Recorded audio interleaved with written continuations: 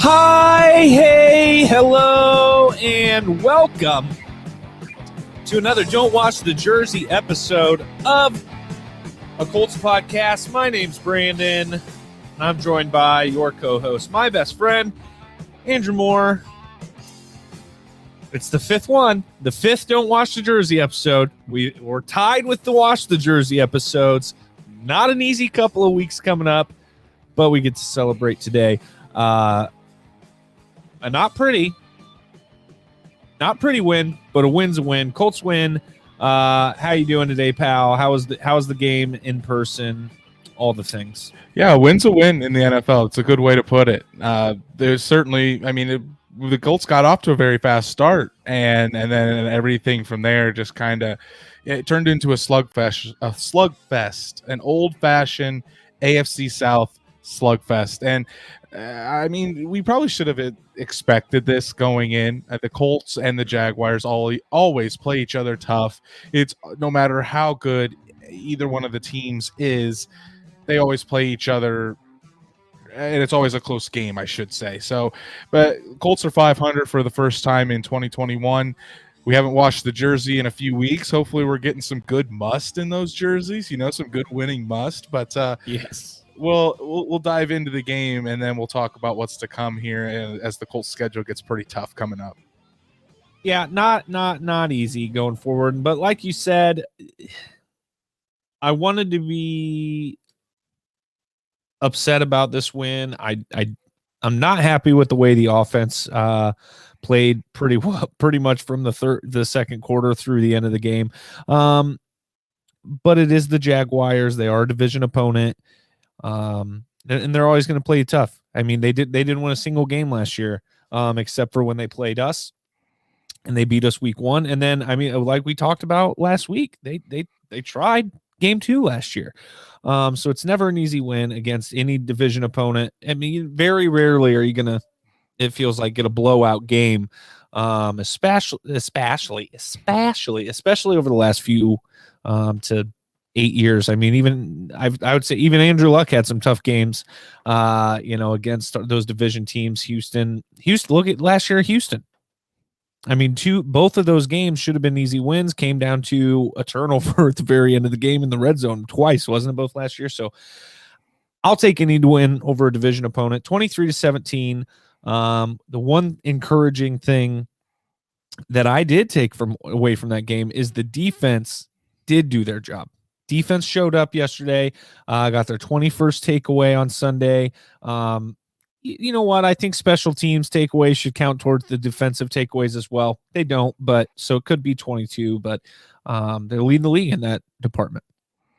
Right, and then I think the defense did show up yesterday, because without the defensive effort, the Colts don't win that game. Not a chance. As you saw, we finally started to see some pressure on Trevor Lawrence yesterday, whether it was Kwity, Paye, Dayo, Odeyingbo, DeForest Buckner got in there, Al-Qadim Muhammad got back there, and while they didn't always get home, you could see the pressure affecting Trevor Lawrence. It caused some of his throws to be off the mark. He certainly wasn't comfortable back there. And that's what the Colts really wanted to see from that pass rush, is we needed to start seeing everything get going on that front. So I really liked what I saw from the pass rush yesterday. And then you mentioned it, the 21st turnover. The Colts now lead the league in turnovers forced. They're on pace for 36 turnovers this year. That's not far off from the 40 that they set that high standard for themselves and always want to reach every single year. So I think yesterday was a good shot in the arm for the defense, and they're certainly going to need it when going up against Buffalo and Tampa Bay here coming up. But they took care of business on a day where the offense wasn't themselves. The offense didn't put up the 30 points that we had seen the past 4 games. The defense were able to do their job. They limited what Jacksonville was able to do on offense, and they made a big play at the end that sealed the victory. Yeah, and I would say that Jacksonville did a good job of adjusting on the defensive side. We'll get to the offense, but yeah, the defense, I thought Trevor Lawrence, his numbers don't show it if you looked at it. The box score 16 for 35, 162. I thought he played a pretty good game. Aside from that, rushing yards, what do you have? 5 rushes for 33 yards. We wondered if the mobility would be an issue with his ankle. He Didn't stayed really seem pretty like it. He stayed in the pocket, but he was able to get outside and get some good yards when. Oh, come on, online ads. Are you kidding me? Just trying to look at the box score, and ESPN's throwing ads out here. I'm pretty sure what just happens partially illegal. I don't know. YouTube's going to get me or something. I don't know. No free ads. Anyway, that's hilarious. Just an average technical difficulty with Brandon. I don't know. Yeah, like you were saying, he stayed in the pocket real well. The times that he did get loose, he went. I don't know. I just thought he stayed poised against a division opponent that was kind of beating him up. Like you said, there was a lot of pressure. His accuracy. What in the hell? I'm just leaving the page. This is going to piss me off. Thanks, ESPN. As you're dealing with that, I'm going to bring up this comment because I want to talk about what the secondary did. And Matt brings up a good point here. So we're talking about Isaiah Rodgers. Matt says if Rodgers didn't win the other corner spot, I don't know what else he needs to do. The secondary for the Colts, especially the cornerbacks, they played pretty well yesterday. Isaiah Rodgers, when he did leave the game for cramping and wasn't able to stay in the full game, but when he was in there, he was really fighting against those Jacksonville wide receivers, whether it was Marvin Jones, Laviska Shenault. He did a pretty good job. I think the guy, but then you talk about the other outside corner, Rock Ya-Sin. Rock Ya-Sin was all over the place yesterday. I mean, he really was. He locked down his man, whether it was in zone coverage, man coverage. Rock Ya-Sin played a hell of a game. And then Kenny Moore, the consistency of Kenny Moore, you always know he's going to show up, make some plays. He was all over the place tackling. He got thrown to, I think I saw a stat earlier today that Kenny Moore was targeted 8 times and only allowed 3 catches. So that was good. I think the cornerbacks really stepped up. And I agree with Matt. I think it's time that the Colts seriously consider starting Isaiah Rodgers in that other outside corner spot, even if Xavier Rhodes does come back. Xavier Rhodes has not been showing the fight that Isaiah Rodgers has. He's been made too many mental errors while he is out there. Isaiah Rodgers fights. He's a playmaker. He's going to try to make those interceptions and make plays on the ball. He's going to give it his all as well. So I'd like to give the young guy, Isaiah Rodgers, his chance to shine, have him go out there and see what he can do against some tough competition. So I fully agree there. I think Isaiah Rodgers has earned that spot. Especially going up against these next couple of football teams that we got to play. I mean, we're going up against some viciously good offensive weapons over the next couple of weeks. We're going, and honestly, they held some pretty damn good offensive weapons at bay this week. I talked about those receivers and how talented they are. Their running backs are good. And again, I think Trevor Lawrence, the numbers don't show it, but he stayed poised against a division opponent while he was getting beat up, minus a little bit of an accuracy issue. But there were times still, even though, and then let's just go ahead and move it along to this, I guess. There were some times, though, that I was really impressed with the secondary because it felt like the pass rush wasn't there, but then it was kind of like a swing, it felt like, throughout the game. There were times when I was like, oh, my God, have we ever gotten a sack? And then it felt like at other times we were getting home. So yeah, don't never mind. I won't say it. I really am happy with what the young pass rushers were able to do. So you saw.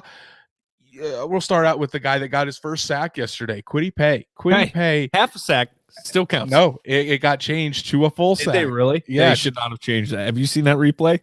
I haven't seen the replay yet. I haven't watched the tape. I've been pretty busy today, but Kwity Paye getting his first sack, and I think that's just going to start to snowball things for him. It's going to give him that confidence that he was looking for, because he's been working hard, and he even came out of the game, and I thought, oh no, he's finally starting to get going again. He's been generating a lot of pressure, and then he had to go out with injury. Thankfully, he came back in just a couple plays later, and he was able to continue to get pressure on Trevor Lawrence throughout the game. Our close personal friend posted a stat today that showed Kwity Paye actually has the second most pressures over the last 3 weeks and the most pressures in the last 2 weeks. So Even though he finally did get home and land one this week, he's still creating problems for quarterbacks. It's not showing up on the stat sheet in regards to sacks yet, but that's going to translate to sacks. Right, absolutely, and you saw it yesterday that Trevor Lawrence wasn't comfortable, and Kwity Paye was one of the main reasons why. And then we'll move to Dayo Odeyingbo. Dayo Odeyingbo, he's still obviously working his way back from his Achilles injury, but he comes in, he makes the game sealing forced fumble at the end, and that ends it. So you're already seeing the impact that these two young pass rushers can have when they receive ample amount of playing time. We're starting to see Dayo Odeyingbo's snaps go up each and every game, having a more prominent role on this defense. And then Kwity Paye playing close to 70% of the snaps. When he's healthy and he's starting to get that confidence, you're starting to see him put those pass rush moves together, start formulating a plan while pass rushing, because honestly, that's one of the biggest things for a young pass rusher coming into the league is against these offensive tackles you're going up against. You have to formulate a plan. You can't just rely on your athleticism or your speed, because these guys are professionals. You need to know their tendencies. You need to keep them off balance, and that's what Kwity Paye is starting to do. Yeah, and like Matt says here, seems like Dayo, because you were talking about him, isn't having much issue picking up with the NFL. But yeah, that obviously that's the strip at the end. Definitely shows a good sign. He's a little bigger than I expected. He's a little more. He's a little more towards the big boy club than like this fit muscle mass Kwity Paye. He's pretty much DeForest Buckner light as far as how he's built. Yeah. He's very tall, very long arms. He's got the same body type as DeForest Buckner, and Buckner's not fat by any means. DeForest Buckner's 6'7". Hooter? What? No, DeForest Buckner. No, I did not say that. You did. I did not. DeForest Buckner is 6'7". 285 pounds, and that's around what Dayo is as well. So that's why you see Dayo Odeyingbo get moved inside on those passing situations where you could put a Kamoko Toure out at the other defensive end. You just stop it. So I can't wait. We're gonna have to put explicit on this one because Andrew has a potty mouth. I do not. I'm telling your boss. Quit it. You were still in the middle of something. I'm sorry. Today is not our day. So I'm just excited to see these young pass rushers starting to come on, especially, and it's at the right time too, because the Colts are going to be going up against very good quarterbacks here: Josh Allen, Tom Brady, Derek Carr, Kyler Murray, these guys that you're going to need to put pressure on them in the pocket and really start to get home on not only on your pass rushes, but then try to make plays so that way they don't get comfortable just standing back there, have all day to throw and dice up the secondary of the Colts. And we'll get to we still haven't talked about the offense. We'll get to the offense, but because the offense didn't really show up yesterday, that block punt that touchdown ends up being the difference. I think if we didn't, I cannot believe he got into the end zone. First of all, second of all, fall on the ball. Third of all, I still think we would end up scoring from that position if the offense would have just taken over from where the fumble or the block took place. But yeah, we ended up needing that touchdown. That was a big deal. We won, 6 points? We won by 6 points. That's pretty much the difference in the game, and that's why special teams is always so important to the Indianapolis Colts. You see Zaire Franklin, a guy that's pretty much, he plays some Sam linebacker, but his main role is being the captain and the leader of that special teams unit, him getting back there. You see EJ Speed, a guy who was drafted from nowhere pretty much, comes in, becomes a core special teamer. He can fill in a pinch as a backup linebacker, but that's the second time. Last year against Tennessee, he was involved on that block punt as well. I think he might have been the one that blocked the punt, if I remember correctly. EJ Speed picks up the ball and he's able to stay inbounds, toe tap along the sideline, and is able to run it in and get that score. This is why when we always say special teams is what decides these final roster spots, it's not just coach speak. This is what the Colts truly believe, and you see why they truly believe that, because special teams is such a core part of the game where you don't really notice it until it becomes a problem. And that's why the Colts are sharp in all either the kicking game, the punting game, or the return game. They're always so sharp in those areas on special teams, and it's because they put a high emphasis on it and make sure that the guys that they're keeping on the back of the roster, they're the ones that can make that impact on special teams as well. Yeah, and the missed field goal by the Jacksonville kicker, I think a lot of that had to do with the pressure from the field goal unit for the Colts, because they were real close. That was real close to another block. I thought we were going to get home on that one. So, not only did they make that block and turn that into a touchdown, but I strongly believe that the special teams unit was the reason for another 3 points not making the board. Yeah, absolutely. And here's the thing too. When you're talking about the Colts special teams, they're not the only team that does this, and they're not the only team that focuses in. Like Bill Belichick always stresses how important special teams is, and he said that their special teams unit was one of the big reasons that they won all those Super Bowls. The Colts know how important special teams is, and I gotta credit Bubba Ventrone as well, the Colts special teams coordinator. He's done a phenomenal job with these guys, making sure that they're coached up. You always see the Colts on special teams as well. You don't ever see them not giving 110% out there, not absolutely flying to the ball, not trying their absolute hardest. That's on Bubba Ventrone for getting those guys up and prepared like that. That's winning football. Good teams have good special teams play, and the Colts are very, very solid. I mean, we talk all the time about Rigoberto Sanchez and how phenomenal of a punter he is. Hot Rod, Michael Badgley, even filling in for Hot Rod, he's been perfect. He hasn't missed an extra point, hasn't missed a field goal. Just so solid on special teams, and you don't really think about it, like I said, until it either becomes a problem or they're coming through and making plays. So credit to the Colts special teams unit for a pretty much dominant performance yesterday. Let's talk about the field goal kicking position, Andrew, since we're talking about special teams. What do we do in this situation? I mean, at this point, it's almost not fair to Badgley to say, well, sorry, but it's also not fair. Hot Rod got hurt. It's not like he was performing poorly. He fought through an injury, still he missed a field goal, I think, too, in that game, but made one as well. I mean, he was trying to fight through it, did what he could. What do you think? I just saw some buzz on Twitter today. So many people were talking about it. I actually had to go look and see if I missed news. I was like, did they make a decision on something today or talk about it? What do you see happening for the kicking position?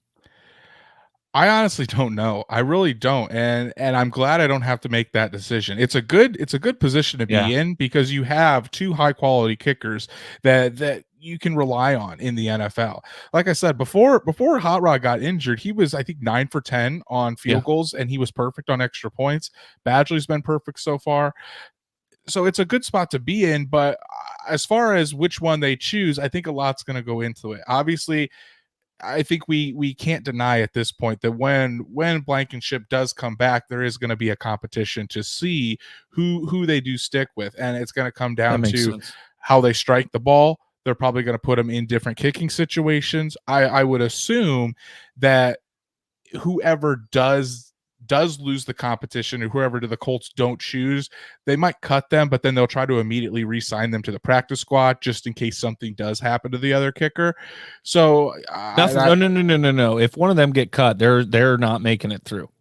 Somebody with a shitty kicker is going after one of these two guys. They might, but I'm sure the Colts would love to re-sign him back to the practice squad. Oh yeah. But it's going to be interesting to see. And like I said, it's going to be how they strike the ball, probably their different power, probably how they track the ball through wind, different situations. A lot's going to go into it. And I think the Colts are in a good spot regardless, because of how Badgley has performed and how he stepped up to the plate. He's been give him credit. He's been in a hard spot just to come in off the street, and he's been perfect so far for Indianapolis. So Colts in a good spot. Frank Reich, not so much. Frank Reich, yeah. Chris Ballard, not in a great spot either. But hey, it'll be interesting to see once Hot Rod is fully healthy. But as of right now, the Colts don't need to rush him back. They can let him heal up, make sure he gets 100%. And then kind of assess. But for him, every single game that goes by, every single kick that Badgley doesn't miss, Hot Rod's feeling more and more pressure. and feeling like he's losing his job, and he didn't do anything wrong. That's the shittiest part. But okay, let's talk about the Colts offense. Fast start, not sustained. The run game kind of stalled. Carson wasn't great. The play calling wasn't great. We talked earlier. Somebody threw in the comment right off the bat, "When season, how you doing?" Those holding calls made bad field position even worse. Killed the offense throughout most of the game. That's very true. But overall, not Frank's best game probably either. What was your overall impression of the offense this week? It would be the Colts' luck that right after Tony Correnti has all that, then his crew have all that what's the word? It's losing me. All that bad publicity and all that chaos surrounding the last game again from when they had the Chicago Steelers game, and the very next game he's calling the Colts. And I absolutely hate when Tony Correnti calls the Colts game. But anyways, off the officials. I have no idea what you're talking about. Of course, because you don't watch Monday Night Football. You go to bed at 9:00 like an old man. I'm watching tonight.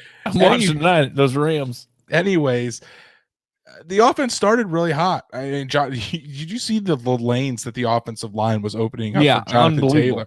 I mean, it was like your long lost relative part in the Red Sea. I mean, it was amazing to see. Great grandpa. There you go. But then it seemed like the Jacksonville defense started to really dominate the line of scrimmage. And I think that was a big key in all of this because the lanes weren't opening up for Jonathan Taylor. He still ended with 116 yards and had Didn't he have 93 yards at the end of the first quarter? He had 93 yards at the end of the first quarter and only ended with 116. The Jacksonville defense, give them credit, they locked that running game up.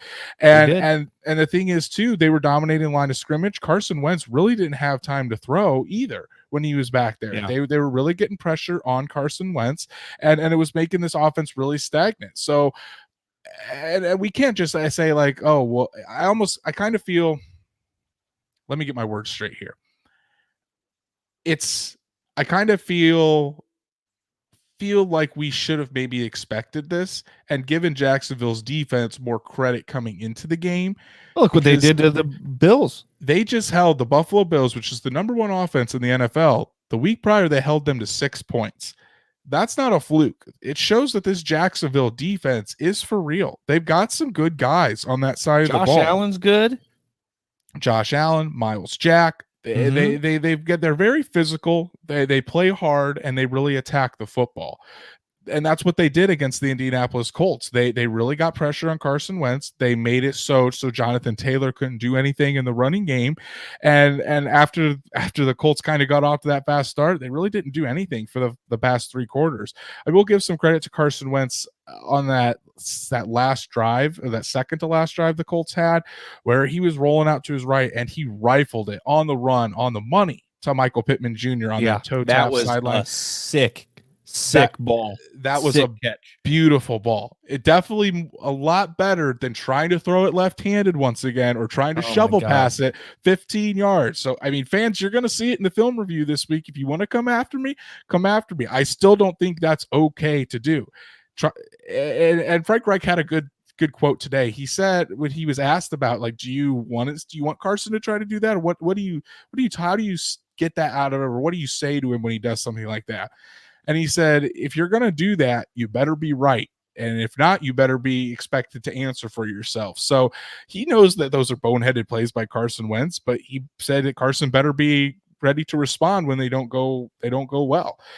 They need to stop. They need to stop because we've already seen it bite the Colts in the ass when he tried to do it. And it got picked 6 by the Tennessee Titans. Yep. It's going to happen again if he doesn't chill out on these stupid plays.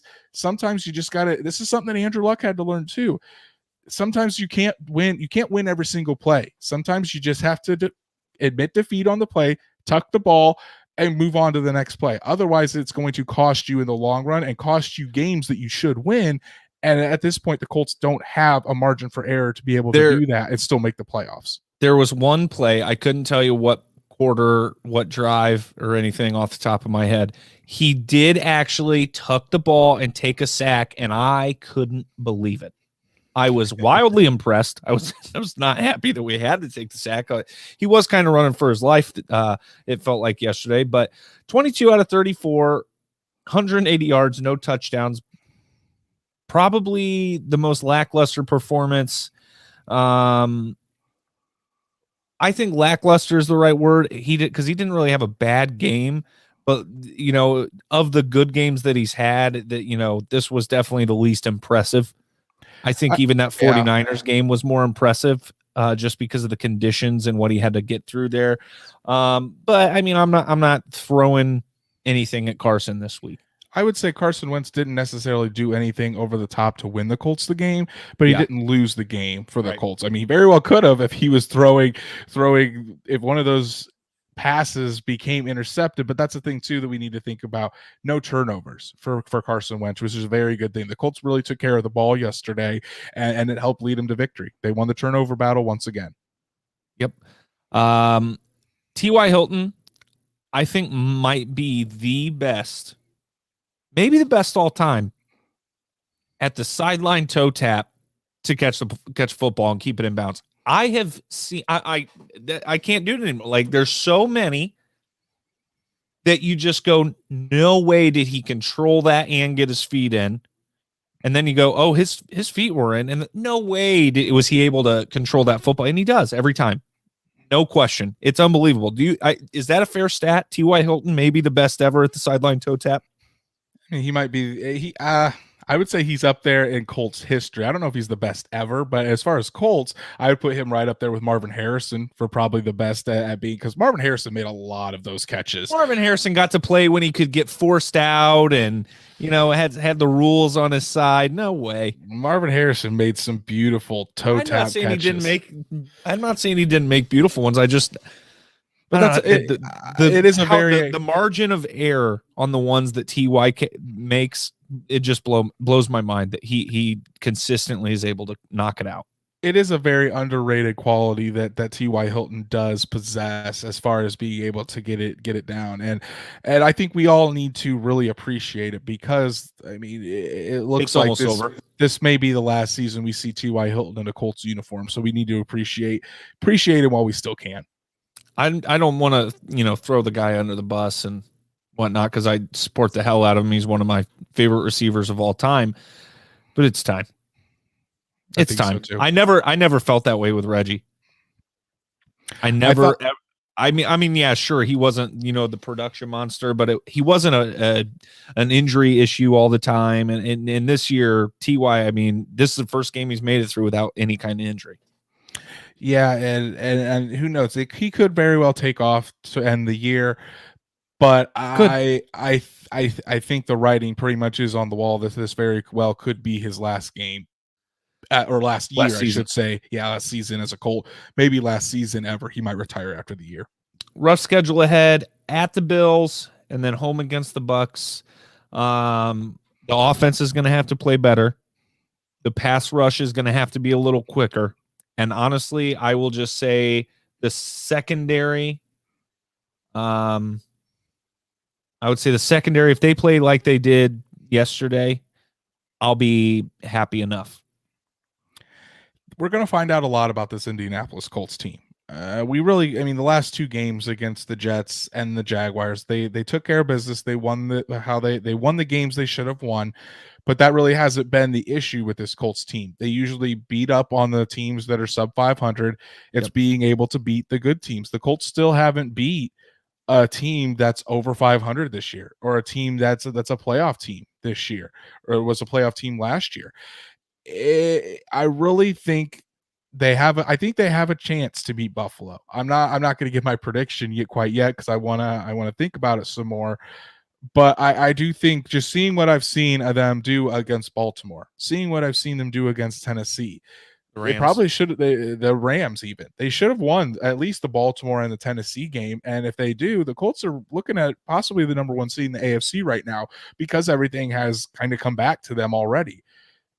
This is the time that you need to show that you can beat a good team on the road and can try to keep your playoff hopes alive. Because you're going to have to do it sometime, whether it's Baltimore, Tampa Bay, Arizona, New England, who's charging right now. There's one more, Las Vegas. Those 5 teams are all very good teams, and you're going to have to probably at least go, in my estimation, probably at least go 3-5 against those teams to solidify yourself as getting a wild card berth. 3-5. I'd say 3-5 against them. I think they would probably need to win. I think they might be able. I think we need to win more on that. I think they may be able to sneak in at 2-5, but I think if you really want to have faith, and I think they at 3-5, I think they get the job done. I don't think they can win all 5 of them, but I think with the AFC being so close and no team really separating themselves, I think 3-5 against those 5 teams. 3 of 5, you get it. They can get. I was very confused for a minute. They can get it done. So why not start it here against Buffalo? I think the team knows how important this is. Frank Reich said that nobody really. I mean, you've seen what's happening in the AFC. He said, why not us? Why can't it be the Indianapolis Colts that go on a run? Well, yeah, it's time to show it now. It's time to go out, beat a good team on the road, and prove that you can beat a good team, and you can't, instead of just beating up on the bad teams. So Colts definitely have a lot of pressure this weekend. I know they're going to have a lot of fire because they want that revenge on Buffalo for kicking them out of the playoffs last year. Yeah. We're going to see if they can get it done.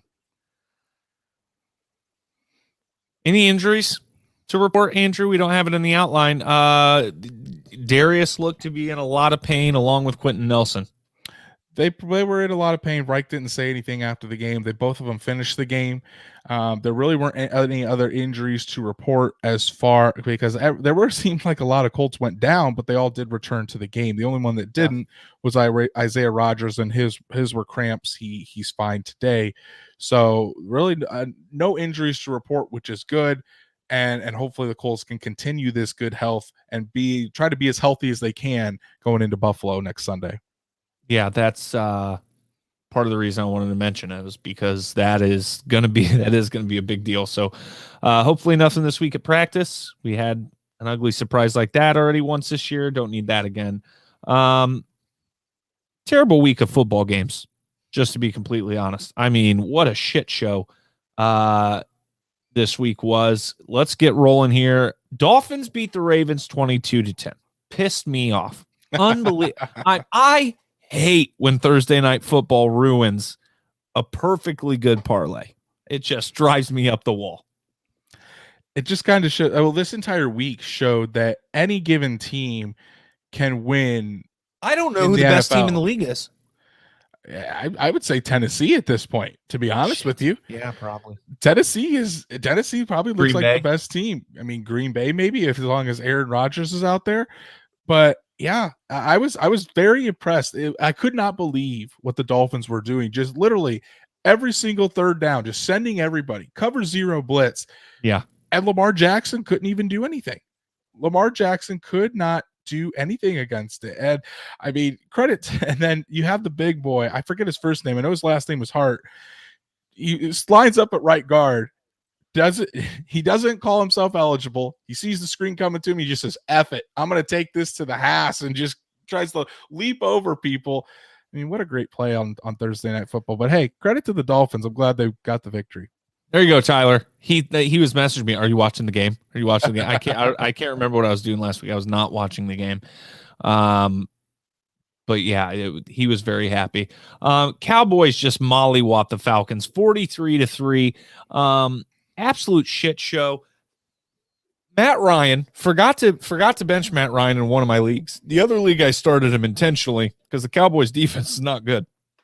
And he scored me less than 1 point. So that was neat. Oof. Tough day. Not good. Not good at all. But hey, you picked the Cowboys, right? I did pick the Cowboys. Okay. You thought I was going to pick the Falcons, but there ain't no way I'm picking the Falcons against my father, Dak Prescott, who went out there and looked like he torched them. So Trevor Siemian and the Saints tried to do it, but the Titans win 23-21. That was a heartbreaker. The Saints I heard missed 2 extra points in that game. And I mean, like I said last week, for the Titans, for good teams, they have to be both good and have a little bit of luck on their side. And it seems like the Titans have that lucky horseshoe right now. They just would have won in overtime. I mean, that's what would have happened. Yeah, I do. They just keep winning games in overtime this year. Yeah, Trevor Siemian just gets the ball and starts ripping the pill down the field, gets a tud late. You never know. What could have been. I would say that if Jameis were there, they'd probably win that game, but he wasn't. Patriots look good. Browns, not sure. Patriots 45, Browns 7. The Browns running game needs to get back in action. They didn't have Chubb this week, COVID. But the Patriots and Mac Jones look good. And I need the rest of the NFL, especially AFC, to be a little worried. The Browns, when they don't have Nick Chubb, they don't have Kareem Hunt, that's what they rely on is their running game. And D'Ernest Johnson, he had his big game against the Broncos, but he's not a guy that you're wanting to rely on to win you games, especially against the Patriots team that's rolling right now. And this defense that of the Browns that they also rely upon did not show up, it looks like. And Mac Jones looks like he had a field day as well. So that's why the Patriots are a sneaky good team. And it's we thought maybe at the beginning of the year that, we can count that as a W for the Colts. I don't think that's a guarantee anymore. The Colts are really going to have to go in and Mac Jones looks Patriots. good. Yeah, Mac Jones might be fantasy starting material. Yeah, I don't know exactly what his stats are, but I mean, we'd have to take a look. Let's take a look on it. Not right now. Bills 45, Jets 17. Josh Allen, 45 points. Josh Allen doesn't get 3 touchdowns. Did that mess up a bet? Sure did. Sure did. That's all we need to say about Mike White. Played again. I don't know. I saw that he had 4 interceptions. Literally a few days after he said, I think I should have been the first pick in the draft. Guess that shut you up, bud. Good old Mike White. Hilarious. First pick in the draft. That's kind of a messed up thing to say when your teammate, your first string quarterback, is the number 2 pick. I saw a meme that showed that stat of him having 4 picks, and then the next page was Zach Wilson smiling at his phone. Quality meme for sure. Hey, the 2021 Lions are not going to go down as the NFL's first team to go 0-17 as they tie the Steelers 16-16. Did you see that Najee Harris said he didn't know the NFL games could end in a tie? Whatever. That's bullshit. Every time there's a tie, somebody says, "What? I didn't know that." An NFL coach said that a few years ago. It's an overplayed joke. He definitely knew that was the case. And if he didn't, he's an idiot. Washington football team beats the Bucks. Glad we're not playing the Bucks this week. Tom Brady, 2 losses in a row with a bye in between. Shocked. Any team can win on any given Sunday in the NFL. That's just point of it. And Chase Young tears his ACL. Terrible break for the kid. Yeah, that sucks. It seems like Taylor Heineke plays his best games against the Buccaneers. I mean, think about last year in the playoffs. Something about the Buccaneers just gets Taylor Heineke going. And I mean, good for Washington. Love to see it. Tom Brady effect. Panthers, welcome back, Cam Newton. Wham bam, think you can. 34-10 over the Cardinals. Holy shit! Didn't he sign with them Thursday? It was because it was after we did our preview on Wednesday. Yeah. So Thursday he comes in, has 2 touchdowns. I mean, it's good for Cam. I mean, this is what he needed, his shot to get back into it. He's back with the Panthers. And honestly, I don't know if he gives it up. I think he might be the starter the rest of the way, and a good old Sam Darnold gets Wally pipped and deservedly so. I don't think Sam Darnold goes back in. I think Cam finishes as the starter too, but I don't think every week's like this week. No, I don't think so either. Vikings 27, Chargers 20. That one was another surprise. I mean, you and I just got washed this week. I mean, this was a tough week. Then the next one too. Did we both pick the Broncos? I picked the Eagles, so I think we're tied 30, now. Broncos 13. So I think that was the only one we differed on. I thought, but that was the one. I think the Vikings. I mean, let's go back to the Vikings.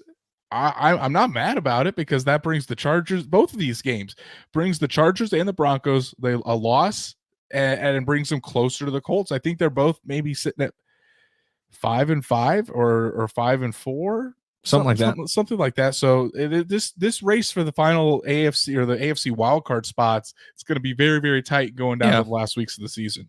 Yep. Eagles 30, Broncos 13. Nick Sirianni. He's at least going to keep his job for a few years. I think at this point. I don't think they toss him after a year.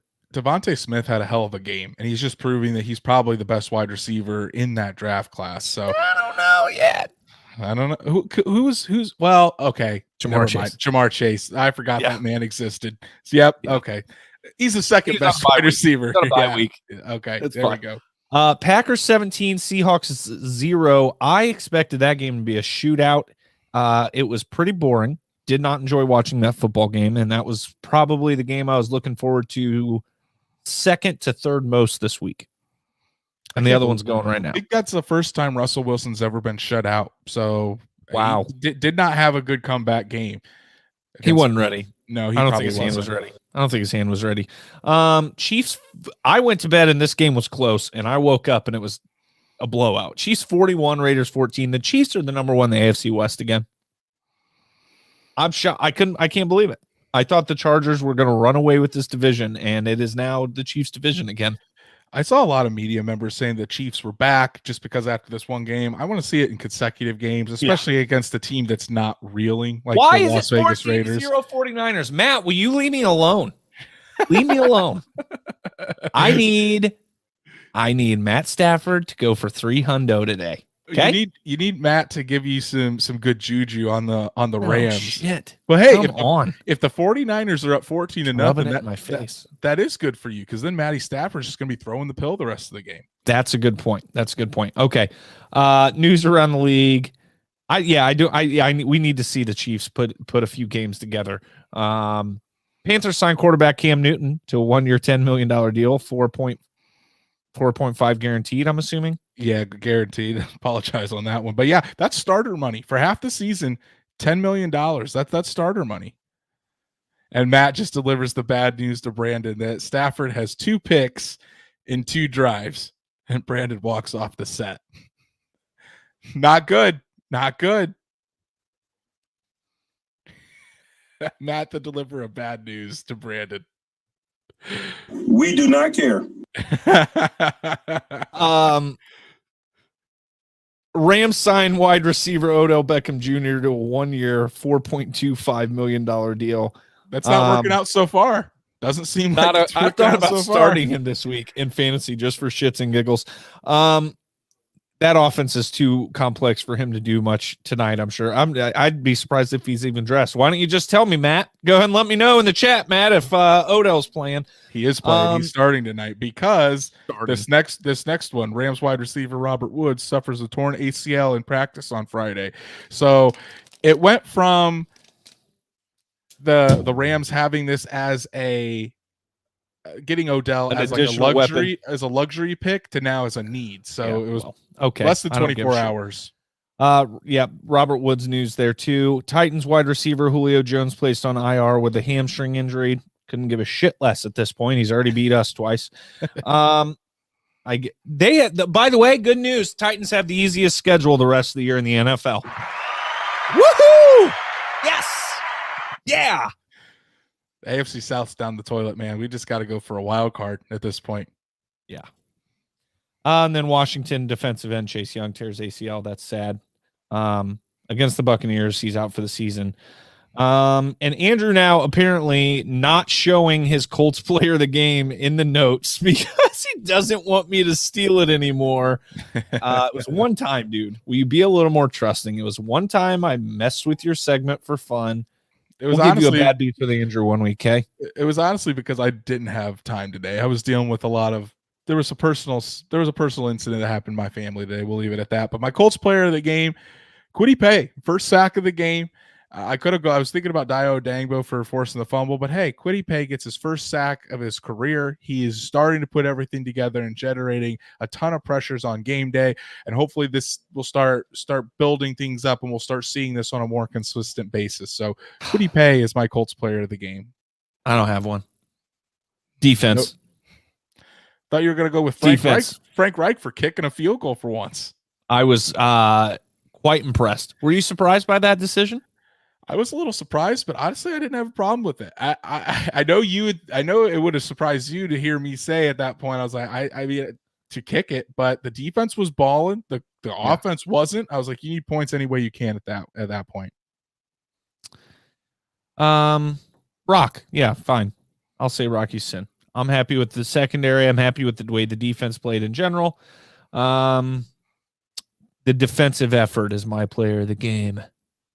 Defense. Go follow us at a Colts podcast on Instagram, Twitter, Facebook, all the things. Hit the little subscribe button here on YouTube if you're watching. Hit the little bell so you get notifications when we're going live. And because I try to schedule these shows ahead of time, you get notifications like, hey, they're going live tonight at 8. Okay, because sometimes we bounce back and forth on Sundays and on Mondays. Sometimes we have to. Life happens. Okay, Andrew goes to half the football games, more than half. Won over half of the games. So that causes problems. And we love having you guys live. It's a lot more fun. Thanks for being in the chat as usual, Matt and Wentz season. Fewer people today, it feels like, but always entertaining us. That's about it. We'll see you guys Wednesday when we talk about the good old game against the Bills. Until then, go Colts. Go Colts.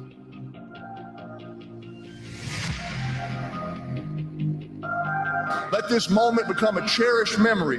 And then remember, a legacy is only worthwhile when there is a future to fuel. God bless you, and God bless football.